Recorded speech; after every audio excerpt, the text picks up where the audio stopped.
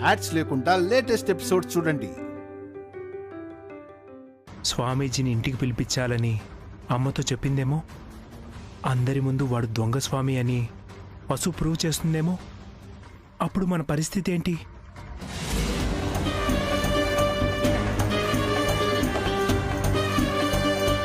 అమ్మ మనల్ని అసహ్యంగా చూస్తుంది. ఇంటి నుంచి గెంటేసినా ఆశ్చర్యపోనక్కర్లేదు. ఫస్ట్ నన్ను ఇంటి నుంచి పంపించేస్తుంది. ఆ ఫేక్ స్వామిని అరేంజ్ చేసింది మా మామే కదా. అలా జరగకూడదంటే మనం ఒక పని చేయాలి. స్వామీజీకి ఫోన్ చేయకుండా ఆపేద్దామా? వద్దు. స్వామీజీకి ఫోన్ చేయాలి. అది మనం చేయకూడదు. హారిక వాళ్ళ అమ్మతో చేయించాలి. వసు ప్లాన్లు ఆ స్వామీజీకి తెలిసేలా చేయాలి. అప్పుడు స్వామీజీ జాగ్రత్త పడతాడు. కరెక్ట్ బావగారు. అప్పుడు ఆ దొంగ స్వామీజీ మనకి అనుకూలంగా చెప్తారు. వసు అక్క ఎన్ని గిమ్మిక్కులు చేసినా బయటపడదు. హారిక, వెంటనే మీ అమ్మకి ఫోన్ చేయి. ఇక్కడ జరిగిందంతా చెప్పి ఆ స్వామీజీని అలర్ట్ చేయమని చెప్పు. మేం వెళ్ళి స్వామీజీని కలిసొస్తాం. అన్నయ్య, నీకు వదిన మీద ఏమైనా డౌట్ ఉందా? లేదు. మరి వాటర్కి పక్కకెందుకు పంపించావు? నిజంగా వాటర్ తాగాలనిపించిందిరా, అందుకే పంపించాను. అయినా నా మీద ఒట్టు వేసిన దాన్ని నేనెలా అనుమానిస్తాను? ప్రాణం పోయినా పావని నోరు తెరిచి వసుతో ఏమీ చెప్పదు. నేను చెప్పలేదు శ్రీవారు. తమరే వసు గదిలో లేదనుకుని అన్నీ కక్కేశారు. నాకు భారం తగ్గించారు. ఇప్పుడే వెళ్ళి వసుతో మీ ప్లాన్ అంతా చెప్తాను. ఏంటక్కా, మనం ప్లాన్ చేస్తున్నామని బావగారికి తెలిసిపోయిందా? అనుమానం వచ్చింది వసు. వాళ్ళు స్వామీజీకి ఫోన్ చేయకుండా హారిక వాళ్ళమ్మతో ఫోన్ చేయించి ఆ తర్వాత స్వామీజీని కలుస్తారట. నువ్వు స్వామీజీని ఇంటికి పిలిపించి వాడొక దొంగ అని, వాడు చెప్పినవన్నీ అబద్ధాలని, నువ్వు బిడ్డని కంటే అబీకి ఎలాంటి అపాయం రాదు అని అత్తయ్యకి ప్రూవ్ చేయాలనుకున్నావు. ఇప్పుడంతా రివర్స్ అయ్యేలా ఉంది. వాళ్ళ దొంగ స్వామీజీకి మన ప్లాన్ చెప్తే వాడు నోరు తెరిచి నిజం చెప్పడు. ఇప్పుడేం చేద్దాం? వాళ్ళు చేయాల్సింది చేయనివ్వు, మనం చేయాల్సింది మనం చేద్దాం. వాళ్ళు ముందుగానే స్వామీజీని ప్రిపేర్ చేసి పెడితే మనం చేయడానికి ఏం ఉండదు కదా వసు. ముందు ఆ దొంగ స్వామీజీ మన ఇంటికి రానివ్వక్క. వాడితో నిజాలు ఎలా కక్కించాలో నాకు బాగా తెలుసు. జాగ్రత్త వసు, ఏదైనా తేడా వస్తే నీ కడుపులోని బిడ్డ. ఏం కాదక్కా, మనం చేస్తుంది మంచి పని. దేవుడు మనకి తోడుగా ఉంటాడు. హారిక సంగతి ఏం చేద్దాం వసు? లేని కడుపు ఉన్నట్టు అందర్నీ మోసం చేస్తోంది. ఆ గుట్టు ఎప్పుడు బయట పెడదాం? ఫస్ట్ ఇష్యూ సాల్వ్ అవనివ్వక్క. నెక్స్ట్ టార్గెట్ హారికని. అందరినీ మోసం చేస్తున్న హారికకి స్ట్రాంగ్గా బుద్ధి చెప్దాం. అభి ఏమంటున్నాడు వసు? చాలా హ్యాపీగా ఉన్నారక్క. అత్తయ్య నవ్వడం, నాతో కలిసి మాట్లాడటం ఆయనకి చాలా ఆనందంగా ఉంది. నాకు కూడా ఎంతో రిలీఫ్గా ఉంది. నువ్వు తలుచుకుంటే ఏదైనా సాధించగలవు వసు. ఆయన నువ్వు అత్తయ్య నా వైపు ఉంటే నువ్వన్నట్టు నేనేదైనా సాధించగలనక్క. అవును, నీ మీద బావగారికి, అఖిల్కి, హారికకి డౌట్ రాలేదా? ఆయనకైతే రాలేదు. ప్రస్తుతానికి నన్ను బాగా నమ్ముతున్నారు. ఒకవేళ రేపొచ్చినా నేను నీ వైపే ఉంటాను వసు. ఆయన మళ్ళీ మంచిగా మారే వరకు నేను మారను.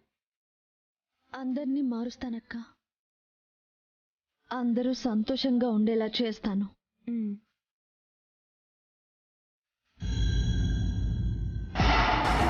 మ్యాటర్ చెప్పారు కదా, ఇక నాకు వదిలేయండి, నేను చూసుకుంటాను. ఏంటి నువ్వు చూసుకునేది? నువ్వు ఇక్కడ ఆవలిస్తే అక్కడ పేగులు లెక్క పెడుతుంది ఆ బస్సు. తనతో చాలా జాగ్రత్తగా ఉండాలి. అలాంటి వాళ్ళని ఎంతమందిని చూసా, నాకేం భయం లేదు. రేయ్, అక్కడికొచ్చి నోటుకొచ్చింది వాగావనుకో, నిన్ను అక్కడే జీవ సమాధి చేసేస్తా. నేను స్వామీజీనయ్యా, కాస్త రెస్పెక్ట్ ఇవ్వండి. దొంగ స్వామీజీ గాడివి, నీకు రెస్పెక్ట్ ఎందుకురా? చెప్పిందంత గుర్తుంది కదా? గుర్తుందండి. రేపు ఉదయం 10 గంటలకు మీ ఇంటికి రావాలి. వసుబిడ్డ వెంటనే చనిపోవాలి, లేదంటే అభి చనిపోతాడని భయపెట్టాలి. ఎవరేం చెప్పినా వినకుండా అభి బ్రతకాలంటే అదొక్కటే పరిష్కారం అని గట్టిగా చెప్పి వచ్చేయాలి. అంతేగా? అంతే. అంతకు మించి ఇంకొక మాట ఎక్స్ట్రా మాట్లాడకు. అసలు మాతో తప్ప వేరే ఇంకెవరితో మాట్లాడకూడదు. ఇదిగో నీ రెమ్యునరేషన్. ఆహా, మహాప్రసాదం. ఎంత ఇచ్చావు అన్నయ్య? 10,000. వీడి చేసే ఆ తొక్కలో క్యారెక్టర్కి 10,000 ఎందుకన్నయ్యా? బాబు, క్యారెక్టర్ చిన్నదే కావచ్చు, కానీ చెప్పాల్సిన మ్యాటర్ చాలా పెద్దది కదా. ఏ 10,000 చాలవా? ఇంకా కావాలా? 10 లక్షలు ఇచ్చామనుకుంటున్నారా ఏంటి వీళ్ళు? 10,000కి ఎంత బిల్డప్ ఇస్తున్నారు? వీడికి ఇదే ఎక్కువ అన్నయ్య. చూడు, రేపేదైనా తేడా చేశావో చెప్పాను కదా, నీకు జీవ సమాధే. అంత బంపర్ ఆఫర్ ఎందుకులే బాబు. రేపు నేను చెప్పింది వినగానే మీ అమ్మగారు ఆ వస్తువును తీసుకుని వెంటనే వెళ్ళకపోతే అప్పుడు చూడండి. ఎక్కడికి వెళ్తుంది? అబార్షన్ చేయించడానికి బాబు. రేపు నేను చెప్పిందే జరుగుతుంది. ఈ ఓవర్ యాక్షనే వద్దు అనేది. చాలా జాగ్రత్తగా ఉండాలి. రేపు చెప్పిన టైంకి రా. పదనయ్య. తెంగర్నాయాళ్ళు, ఆ చాముండేశ్వరి ఆల్రెడీ నాకు మనీ ఇచ్చింది. అది తెలియక మళ్ళీ వీళ్ళు ఇచ్చారు. ఫ్యూచర్లో వీళ్ళని బాగా వాడేసుకోవాలి.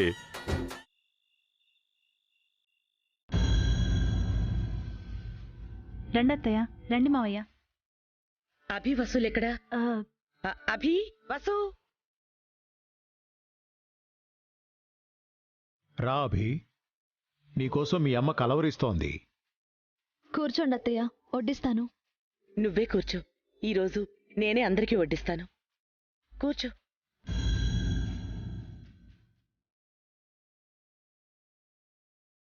పావని, హారిక, మీరు కూడా కూర్చోండి. కూర్చోండి.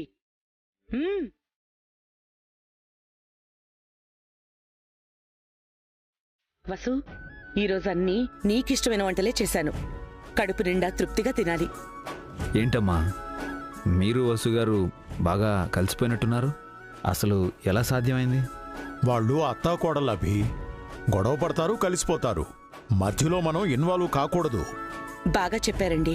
మా మధ్యలో మీరు అస్సలు జోక్యం చేసుకోవద్దు.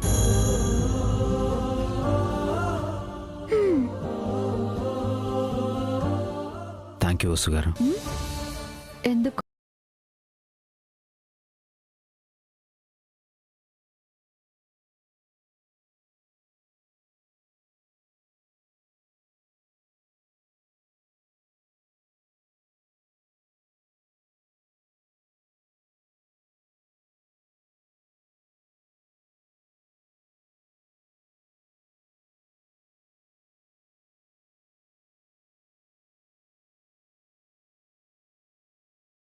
ఈ మధ్య దొంగ స్వామీజీలు ఎక్కువైపోయారు.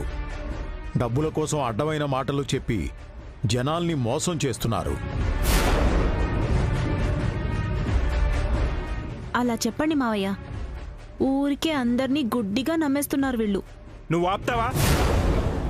అందరు స్వామీజీలు చెడ్డవాళ్ళు కారు. అన్నయ్య, గట్టిగా అరవకన్నయ్య, నాన్నకి డౌట్ వస్తుంది. సరే, భోజనం దగ్గర గొడవ ఎందుకు? అందరూ వచ్చేసినట్టేగా. నేనింకా రాలేదన్నయ్యా.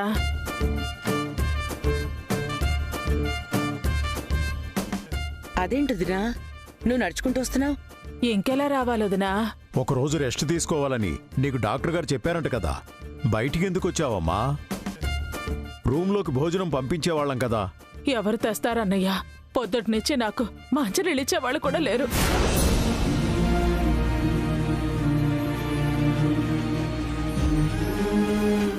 అదేంటి అత్తయ్య, నిన్నెవరూ చూసుకోవడం లేదా? నేనేమైనా కడుపుతా ఉన్నానట్రా? నన్ను చూసుకోవడానికి ఉన్న గర్భసంచి కూడా తీసేశారు.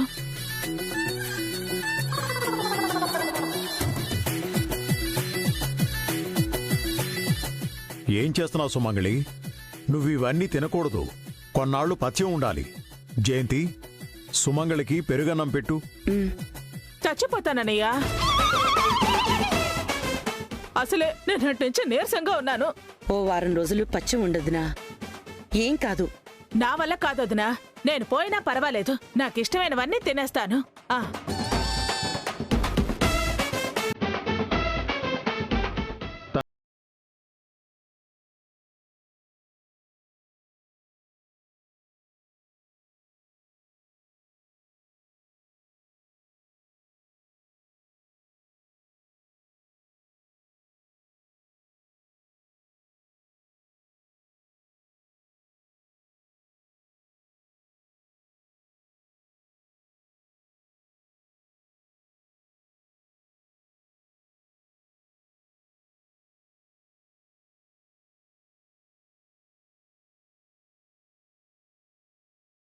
ఇదిగో కూర వేసుకో. వద్దత్తయ్యా. వద్దంటే ఎలాగమ్మా? తృప్తిగా కడుపు నిండా తినాలి అని చెప్పాను కదా. నువ్వు తినుకుంటే బలవంతంగా నేనే తినిపిస్తాను.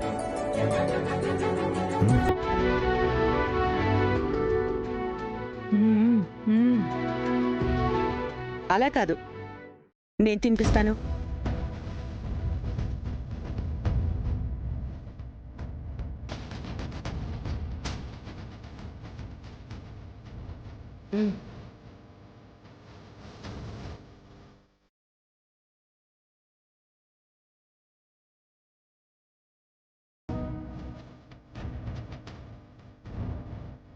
బాగా తినాలి.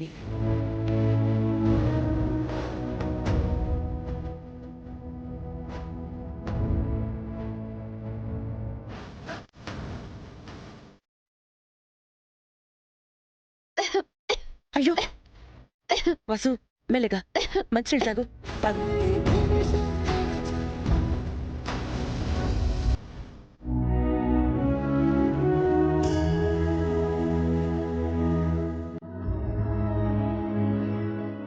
నాకొచ్చిన కళ ఎంత పచ్చిగా నిజమవుతుందని కల్లో కూడా అనుకోలేదు. అయినా ఈ సంతోషం ఎంతసేపులే. రేపు స్వామీజీ రాగానే దీని కడుపు పోతుంది, నా కడుపు మంట చొల్లరుతుంది.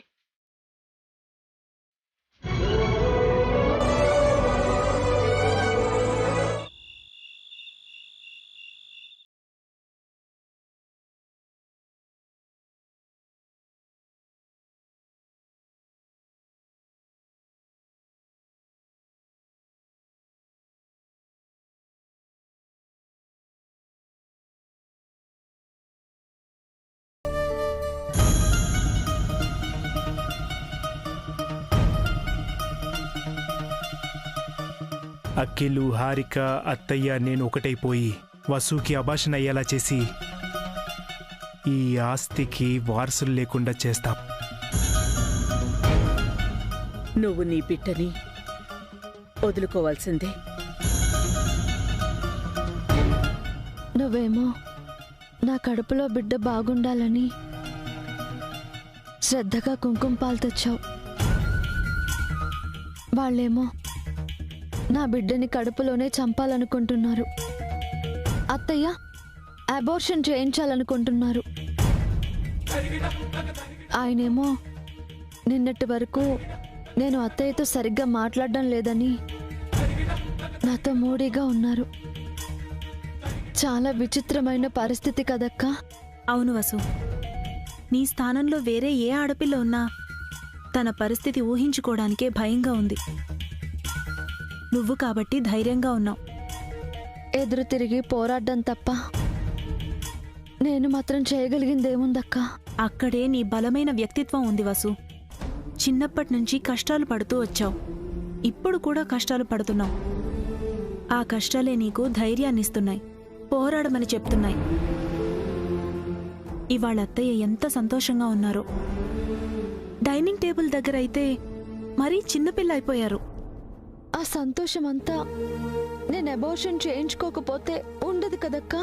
కనకపోయినా అభిని కన్నబిడ్డలా పెంచారు వసు. బిడ్డ కోసం తల్లి ఆరాటపడ్డం తప్పు కాదు కదా. నేను ఆడదాన్నే కదక్కా. నా బిడ్డ కోసం నేను ఆరాట పడటం తప్ప?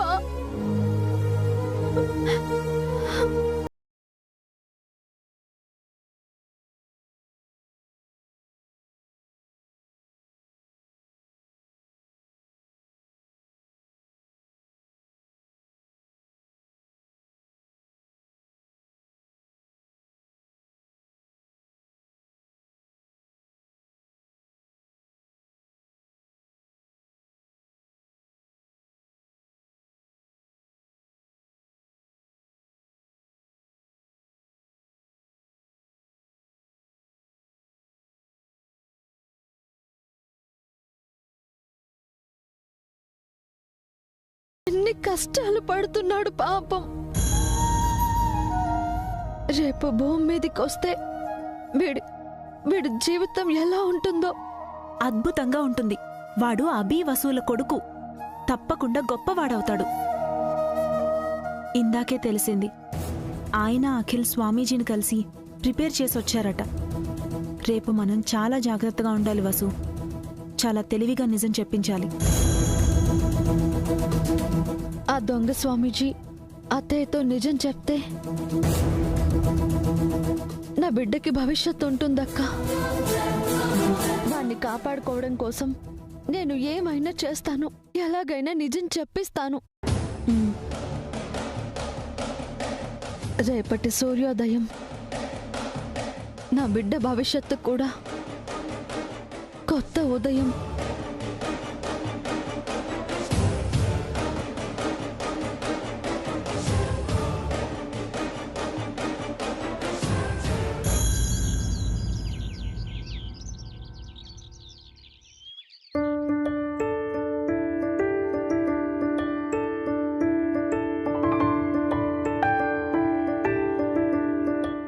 అక్క, విడిపూలు ఎక్కడున్నాయి? అదిగో అక్కడ టీపాయ్ మీదున్నాయి. పిన్నిగారు, ఆ పూలు కాస్త ఇవ్వండి. నేను నిన్ననే బెడ్ దిగానే. నేనే పని చేయలేను. వదినా, పూలందించడం కూడా ఓ పనేనా వదినా? అవెంత బరువుంటాయని? అంటే నీరసంగా ఉందొదినా. రాత్రి కడుపు నిండా తిన్నావు కదా వదినా, ఇంకా నీరసమేంటి? అయినా కడుపుతో ఉన్న వసు హారికలే పనిచేస్తుంటే నువ్వు ఖాళీగా ఉంటావా?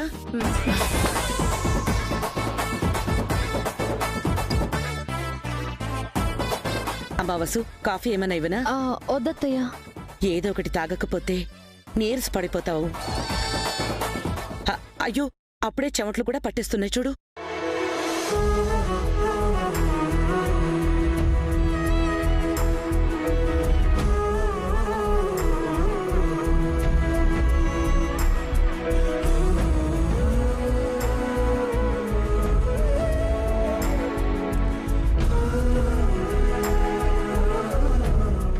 చూసారా ఆంటీ, నేను ప్రెగ్నెంట్నే కదా, నన్ను పట్టించుకోరేంటి? అంటే నేను ప్రెగ్నెంట్ కాదని మీకు తెలుసు, అత్తయ్యకి తెలియదు కదా. అంతా చూస్తున్నానే, చోళ్లకు చూస్తున్నాను. ఆ దొంగ విధవ స్వామీజీ కోసం ఇంత ఆర్భాటమా? చిన్నుడు పెద్దడు ఎక్కడా? పద పద పద.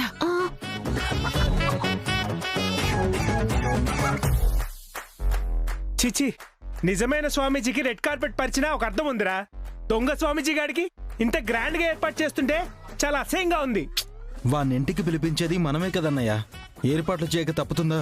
ఈ రోజు వాడు ఏదైనా తేడా చేయాలి. ఇదే కార్పెట్ లో వాడు శవాన్ని చుట్టేసి హుస్సేన్ సాగర్ లో వేసేద్దాం. చచ్చా, ఇన్నాళ్ళు బతికింది ఈ దరిద్రం చూడటానికా? అదే మేము అనుకుంటున్నాం.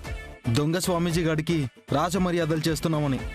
ఆంటీ అంటుంది స్వామీజీ గురించి కాదండి, లోపల అత్తయ్య వసూకల గురించి. ఏ వాళ్ళు ప్రేమానురాగాలు మళ్ళీ మొదలు పెట్టారా? లోపలికొచ్చి చూడరా, నిన్న తిన్నది కూడా బయటకు తన్నుకొచ్చేస్తుంది. ఈ రోజు మన ప్లాన్ సక్సెస్ అయితే అంతా రివర్స్ అవుతుంది అత్తయ్య. చూస్తుంటే మనం ప్లాన్ చేసినట్టు కాదురా, ఆ వసు ప్లాన్ చేసినట్టుంది. ఈ రోజు ఏం జరుగుతుందో ఏమో అని భయంగా ఉంది. అంతా మనం అనుకున్నట్టే జరుగుతుంది అత్తయ్య. రేపటికంతా అమ్మే వసుని హాస్పిటల్కి తీసుకుని వెళ్ళి అబార్షన్ చేయిస్తుంది. అప్పుడు మన బేబీ మాత్రమే ఈ ఇంట్లో ఉంటుంది కదా హారిక.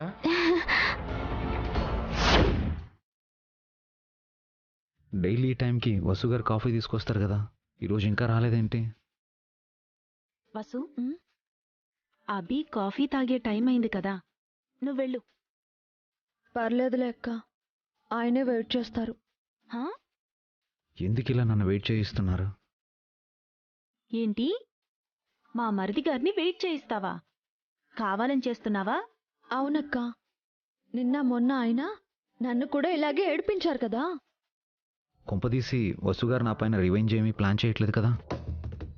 ఆయనకు కూడా నేనేంటో తెలియాలి కదా. ఆ అభితో పెట్టుకోకమ్మా, తను ఆర్డినరీ కాదు, ఎక్స్ట్రాడినరీ. పోనీ నేనే కిందికెళ్ళి కాఫీ అడిగితే? అంతేం లేదు, కాఫీ కావాలనుకుంటే ఆయనే కిందికొస్తారు. బెటర్.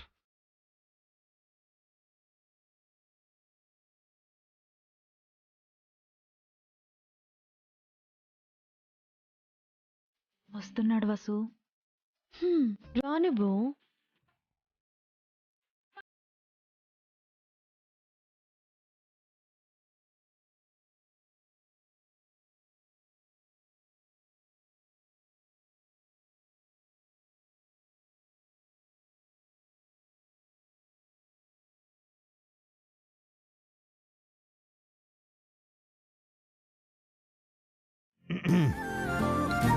అభి గొంతు సవరించుకుంటున్నాడు.